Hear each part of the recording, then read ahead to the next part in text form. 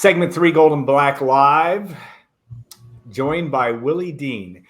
And Willie, you've been a lot of things to a lot of people just in your life, but you were like my two children who are now 30 and 27, 28. You were their favorite player. Man, they were weaned on Purdue basketball, watching number 0 run race. There still hasn't been anybody faster from baseline to baseline than Willie Deane, in my view, Purdue basketball. Willie, welcome to the show. This is the highlight of your media career, but thank you for taking the time to join us. Well, it's an honor and pleasure to be here. Thank you so much for having me. Well, and those Purdue basketball fans know Willie Deane. He led the Big Ten in points per game in 2002. Interesting story because you started at Boston College. You have a degree from Boston College, then transfer to Purdue. I always laugh because I was working, I don't know where, with Gold and Black at the time, and I can remember you coming in and you kind of landed on Gene Katie's doorstep. But talk about how you got. I mean, it was fortuitous for Purdue because they got a guy of your talent to play for them, and Gene Katie and company. But how that journey came, growing up in Fort Wayne, going to Chestnut Hill, and then coming back to West Lafayette. Revisit that story a little bit. Okay, well, I graduated from high school in 1998. Yeah. And so we won a state championship in Schenectady, New York in 1998. Yeah. Schenectady is a real small town, but it was put on the map by a gentleman by the name of Pat Riley. So Pat Riley and I are from the same city, same hometown, and a state championship hadn't been won until we won it since Pat Riley. So it was a long time coming, and that state championship is what put our city back on the map. And from there, opportunities presented itself. One of those being an opportunity to continue to play collegiately at Boston College. So I went to Boston College for a year, and things didn't work out there. My father's job was transferred from New York. He was working for GE at the time, and was transferred to Fort Wayne. Right. That's so, unbeknownst to me, my father had reached out to the basketball office at Purdue before I even made the trip out to Indiana, because I originally after I left Boston College, I signed up to take college classes summer classes at Purdue. So I was there taking summer classes and had no idea that my father had a kind of private meeting with Coach Frank Kendricks. Rest in peace. Rest in peace. Yeah, rest in peace. Coach Kendricks, because to be honest, if it wasn't for I would have never had the opportunity to even be introduced to Coach Katie and to eventually walk on the basketball team. So, I was taking classes at Purdue in the summertime, while also became very close friends with Yukari Figs. And upon meeting Yukari Figs, we used to go to the gym a lot. So she used to bring me into Mackey. I used to rebound for her, and one of the only people to this day that used to beat me in horse. But but he was a great player. Right, exactly. So but in case she used to take me to the co-rec and stuff, and we used to run the courts there, and everybody would say, "Oh, why don't you try out for the team?" And it had never crossed my mind, because once I left Boston College, I was just going to study at Purdue, get my degree, and that be it. But I was playing in the co-rec, and word travels fast, because some of the guys that were on the team were also playing in the co-rec. So I went into a meeting with Coach Kendricks, and from then he introduced me to Coach Katie and Coach Lehman, who was the strength and conditioning coach. Yeah, Greg Lehman. And so I was allowed to eventually work out with the team, and I walked on, and the rest was history after that.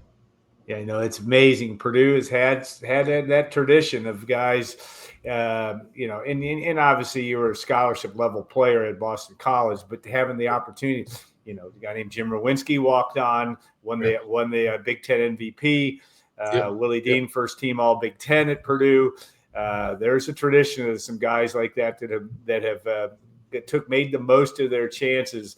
I got to think those guys at the co-rec, when they watched you in about 30 seconds, they said, this guy can fly, and you could. I mean, that is interesting. Yukari Figs, of course, that was the 1999 Yes. NCAA championship team, and Yep. Yukari was as good a point guard as Purdue's, as the Big Ten's ever had in women's basketball. Correct. But terrific talent. All right, you came back, and you and I had. It was funny because I'm sitting next to you, and I looked to my left, and I go, that looks like Willie Deane.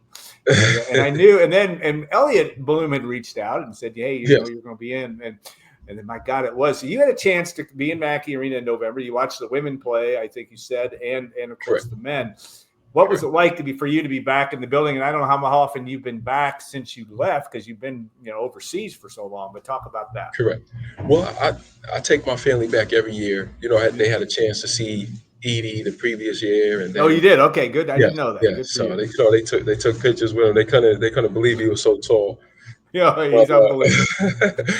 But I also had a chance to see Edie again this past summer at the Las Vegas Summer League. So yeah, I had a chance to go down and introduce myself, because I'm much older than they are. So it was nice. It was nice to actually get to meet him and see him be successful at the next level, especially when so many people were questioning whether he would be able to make the transition from college to a professional. But I never doubted it, because I saw, even though he didn't shoot threes and stuff, he had a very soft touch, nice form, and you could see that by his free throws, and very nice touch around the basket, very very unselfish. So I knew he'd be successful in the NBA as well. All right, as a Purdue basketball alum, the moment that Purdue beat Tennessee and was heading to the Final Four, what were your thoughts? Because it was a collective Purdue basketball family moment, certainly. But what did you take? Just last year's amazing run, Zach Edey, obviously a big part of that. But what was that moment like for you? Well, I was so happy for them. It brought a tear to my eye. Yeah. I was so happy for Coach Painter. He works very hard, and not only that, Coach Katie was able to be there. So he was able to live that moment, and because Coach Katie and Coach Painter definitely have a special relationship, and it was just nice for because the mentor to finally be on that stage and see one of his products make it to the Final Four as a Purdue fan. So it was nice in more ways than one. I was happy for the team, happy for Coach Painter, and then I was also happy for Coach Katie to be able to see that as well. All right, you had the chance to, you watched Braden Smith play, and he is terrific. And before you start, I'd like to say congratulations to Braden Smith on his milestone that he reached with the points, assists, and rebounds. That's a tremendous accomplishment, and looking for great things from him. Yeah, amazing. It's Magic Johnson level good. I mean, he's, in terms of the Big Ten, he is just he has been unbelievable. He was great again last night. But you watch a team, and you watched a lot of basketball internationally, and watch teams mold. This year's team doesn't have number 15 in the middle, and Zach Edey. They don't have Lance Jones either. And you were a more skilled offensive guy than Lance Jones was. But Lance Jones, your ability both to speed dribble and handle the ball at the full court. He's trying to get Jakari Harris and CJ Cox, a guy kind of in your neighborhood now. CJ's really been a nice surprise. But talk about what you see with this team and what you like from the guard play, because it's pretty good. Fletcher Lawyer's not too bad either. Yes, well, any team that's going to lose what they've lost with Edey is going to feel it.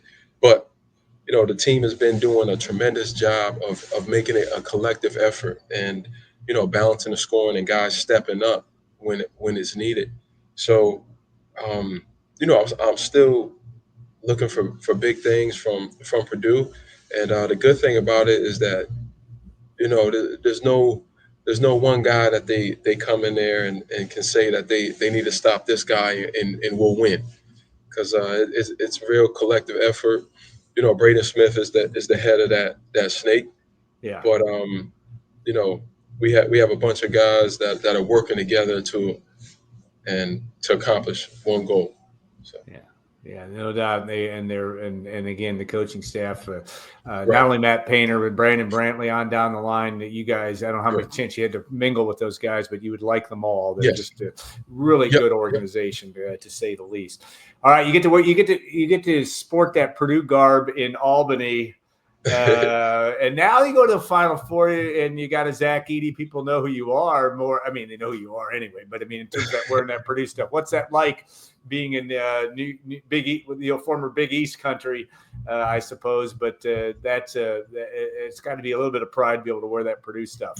Well, it's definitely surprised because with them making to the Final Four last year, it kind of put Purdue on the map in the East Coast. Yeah, Because he played against UConn, so a lot of people from the East yeah, Coast were tuning in to before I went to Purdue.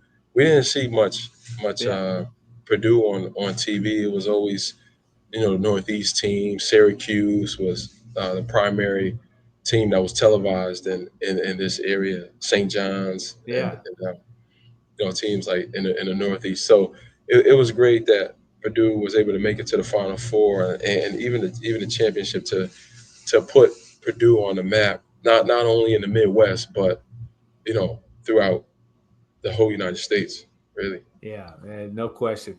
All right, your amazing journey, and then we're going to get into what you're doing now, which is really important stuff. But I have to I put the graphic up here. You won 3 Bulgarian Correct. championships, a Bulgarian Cup. You played 15 years overseas. Yes. Seas. Yes. It's probably Yes. not easy to put that all in a capsule, but talk about that experience and how that maybe changed you. I mean, you were always very intellectually capable and a smart guy, Right. but that had that Right. opportunity to do something that was really unique and a life changer for just about anybody to have that experience in those different countries and situations.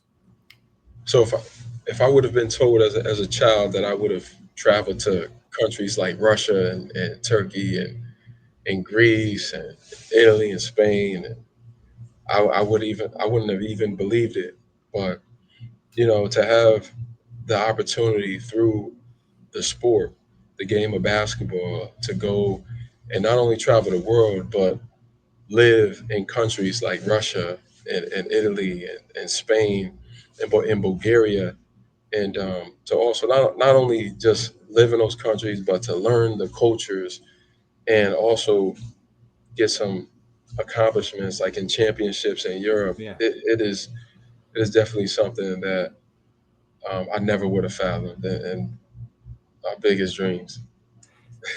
Does it make you hopeful? I mean, here we are in a world that's got challenges everywhere we turn. Not only in the United States, we do, and we're polarized more than we need to be. But also, we got to get along with everybody. I mean, from Correct, the correct. Russians to the Bulgarians to the French to the Italians. What does it make you hopeful that we can do that? This is an overly philosophical question, I understand, but Right, in terms of just meeting people and being around all these people, you're not dealing. You may have had to deal with governments a little bit, certainly in your right, correct. basketball work, but talk about that and just what can make you optimistic as we move forward as a people well into the 21st century. Well, just the cultural experience, and then what basketball does is that it bridges the gap between cultures. I was able to go over and live in the country and form relationships with people that we didn't even speak the same language, Yeah, but we built a brotherhood through the sport of basketball and the friendships and bonds that I was able to make, and I still have to this day. So just traveling throughout the cultural experience that I was able to gain, the cultural capital that I was able to gain traveling throughout Europe, and then the friendships and the bonds that I was able to make while over there are everlasting. I have friends that I still talk to this day that live in Russia and also in Ukraine, and it's yeah, just unfortunate, what those countries are going through at the moment. But you know, I build bonds over there and friendships that I'll have for the rest of my life. Did you have a favorite place of those? If you were going to go back and live, would you pick? Uh, would you pick any one of those four places that was extra special for you in terms of experience? Well, you know, Russia probably had the largest impact on my life because Yeah, when I went to Russia, that was my third year overseas, and I was living in a country of approximately 40,000, and I was one of two people of color in the whole city. yeah. I'm going to So, say, that was really a culture shock, a language shock, but it ultimately ended up being a place that I you know hold dear to my heart because I spent a lot of time in Eastern Europe, yeah. and I was even able to speak the language. So that's one of the languages that I do speak is Russian because I spent 4 years in Russia and then two in Ukraine, and in the cities that I was living in Ukraine, they also spoke Russian. So so that How, city probably that country had the largest impact on my life. Boy, and learning Russian, that language is, I've heard it, especially they always say you want to learn languages when you're 5 years old. When you're an Right. adult, Yes. that Yes. makes it extra tough. And not to cast aspersions about the political world, but Right. how the Ukraine Russian conflict is difficult, and there's many It is. different Yeah. factors to it. Yeah. Is there hope there in your view? And you talk to people and people that are living a very difficult situation. How do you Right. not necessarily how do you Right. view that, but what makes you hopeful that somehow we can get to a resolution of this conflict down the road without really messing up the entire world, which it could do if Right. things Right. don't go Right. right. Well, just, not to get too political, but I just keep both of the countries in my prayers as Yeah, many people are doing, and just hopefully that they're able to come to a resolution sooner than later because you know many lives have been lost and many yeah. people have been affected. I have family members on both sides that I'm very close with, and who are affected by the current situation. And I just wish and pray for the best for both countries. All right. Well, tell us now, because sitting in looks like a library. You've been reading the Correct, correct. last this morning, but so you're doing as they say God's work from doing this. But talk about that and what is keeping you busy. And also, had a chance to see some of your family too. To, share with this Yes. So that impact on you as well. correct. So my wife and I have been married for 16 years. My oldest daughter, Suhan, is 14. I have a younger daughter named Celine, who is 9, and then my son Jihan is 3. So, but aside from that, by profession, I'm an electrician. So I do contracting work and electrical work. I stayed around the game of basketball. Right now, I'm mentoring 25 plus young girls. Most of them do not have a father in their life, so I'm mentoring 25 plus girls under my nonprofit, Life Enrichment Inc. And through the sport of basketball is just the hook to Yeah. teach them about science and math and English. So it's primarily an academic program, but we teach them science through the sport of basketball, and that's how we get them to. We use the basketball as the hook to pull them in, and then teach them what they really need to know to be successful in life. And we'll put links to and Life Enrichment Inc. Have a website, I assume, and we can ways to Yes. so contact you from this. Tell so us a little right bit about that. right now, we have the Instagram. The website is under construction, but Okay. um, I can be reached on my cell phone any time in regards to it. 518 Life Enrichment Inc.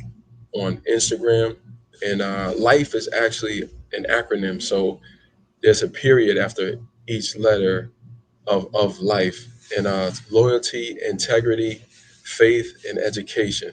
That's what life stands for. So the Instagram is L period I period F period E period enrichment. All right, we'll make sure we have links to that as well, All and right. it is important. What got you? I mean, again, you've had, too much is given, much is expected. I suppose you Correct. probably have used that mantra. I'm guessing, just because not that things were easy for you, because they weren't easy for you as a basketball player, Purdue. Right. You Right. had to find your way, and you went from Correct. being a walk on to being a Big Ten all Big Ten level player. But talk Correct. about that, and just what makes you tick from that standpoint, and why that need to give back is critical to you and your family. Right.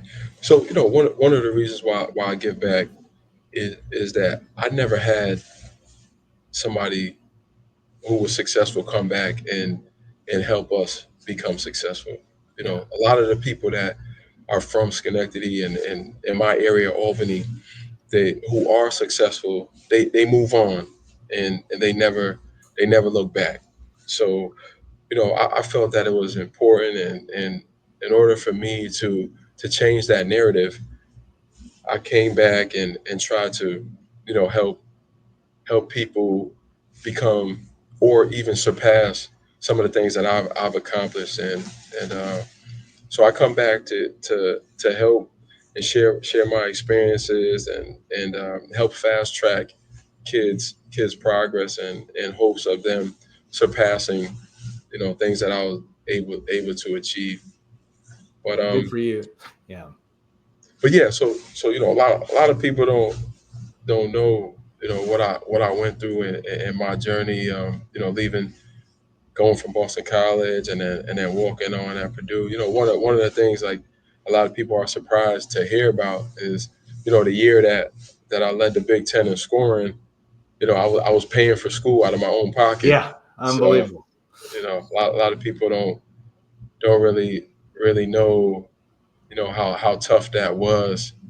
That year at Purdue. They see, oh, Willie led the Big Ten in scoring, but they didn't know that I was paying out of pocket, and had my mom had a co-sign for a loan, and all of these things. So, but And I was going to say, you now in today's world, and I'm not making light of in not of today's world, NIL. right, right, You'd have been a good, very different situation. And how do you view that? I mean, in terms of that, I mean, it's great opportunities for athletes at this level. I mean, without correct, question, correct, it's an athlete's world, and maybe going to balance back in some fashion. But talk about that, just the fact that it is an opportunity. It's not only an opportunity like you did to make the most out of your right, opportunity from a right, college education standpoint, right, but the opportunity to not only have some funds while you play is a correct, give you a correct. great jump start. Well, it's well deserved. It should have been that way for some time now, Yeah, because a lot, the NCAA as well as the universities, they make a nice sum off the jersey sales, and yeah, so it's great that student athletes are able to have an opportunity to change their lives earlier than later, because everybody can't make it professionally, but the opportunity to get an NIL in college is going to help people make change their lives without having to play professionally. So, yeah. Willie had a chance to play in the NCAA tournament. Played with guys like Chris Booker, correct. Yes. and Yes. Melvin Buckley still had that great game Yes. against Yes. LSU. Brandon Yep. Yep. McKnight, one of the Great. best people. I mean, really a great guy. I don't know how. Yes. Do you have a chance to stay and do you have a chance I to stay do. in contact with some of those guys? I stay in touch with all three of those guys. Chris Booker and Brandon McKnight, probably more so than Melvin Buckley, but we're all very good friends. Brandon and I always get our kids together every year, a couple times, and then also Chris Booker and I always get together. Where's Chris these days? So Chris is in Texas, yes, Okay, and so then back in Texas. Brandon is in right there on the border of Indiana and Michigan. Right. So he's right there. So Yeah, we talked to Brandon time too. Class, positive person, great individual, and you guys were yeah, fast. That's all I remember. Man, Brandon McKnight was fast. You were fast. It was a good, very, very good backcourt in the later years of Coach Deane Katie's time. Willie, we're going to do this again because I want us to work. Now that yes, we've reconnected, we'll stay connected because yes, sir. I really enjoyed this opportunity. We'll make sure too that we get the links so that you can not only support what Willie's doing, but learn more about it. There's a lot there. There's a lot to the Willie Deane Yes, sir. story and what he's done, in not only in Great. basketball, but in life. So thanks Right. so much, Willie. We appreciate it. Thank you. Appreciate your time today. Thank you so much for having me. Well, I want to thank State Farm agent Trent Johnson at trentismyagent.com and Triple X on the hill, but on the level of Purdue tradition since 1929. And of course, we want to thank Chris Collar and Madison Kopp back at WLFI for helping making today's show happen. We'll be off next week. We'll be back on the 24th for Gold and Black Live, but so we'll look forward to doing that as well. So, Willie, again, have a great rest of your weekend, and we'll look forward to talking to you before long. Happy New Year. Happy New Year. All right. Thank you. Same to you. And Happy New Year to everybody along the line.